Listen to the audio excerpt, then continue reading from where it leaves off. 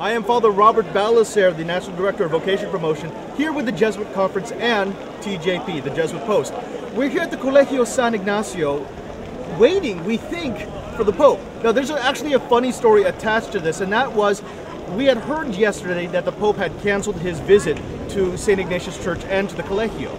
And so we had left all of our equipment at Vivo Rio, which is the center, the catechetical center that we're working at. Early this morning, one of our Jesuits found all these barriers being set up, all these military personnel being deployed, and so we figured maybe the trip is back on, and by the people surrounding us, obviously they think so too. So we're perched on this security outpost right now, hopefully going to get a glimpse of Papa Francisco. All of our gear was at Vivo Rio. Thankfully, we had a few of our Jesuits and one of our volunteers who were available early in the morning, and when we saw the barricades coming up, we figured there was probably something going on at the Collegio, so we asked them to grab as much of our gear as they could, jump in a cab, and haul it back to the Collegio.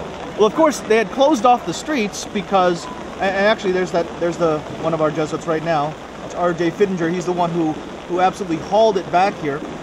He managed to get within about 1.5 miles of the Collegio, and then he and the volunteer just hoofed it. They got on foot and ran the rest of the way in the rain. It just shows you the kind of energy, the kind of dedication, the kind of devotion people have for Papa.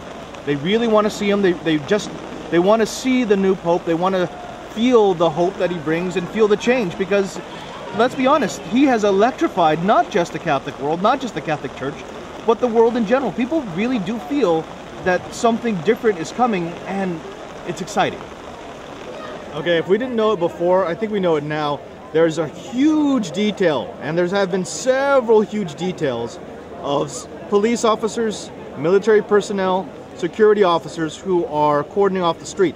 Obviously, they do not want to repeat the mobbing incident that occurred when Pope Francis arrived in Brazil, and so they're outnumbering the people who are here. Now, I should mention that there would be a whole lot more people lining these streets if this route had actually been announced. I think most people still believe that he's not coming. Still, most people believe that the visit was canceled, which may be the only way to keep the Pope from being mobbed.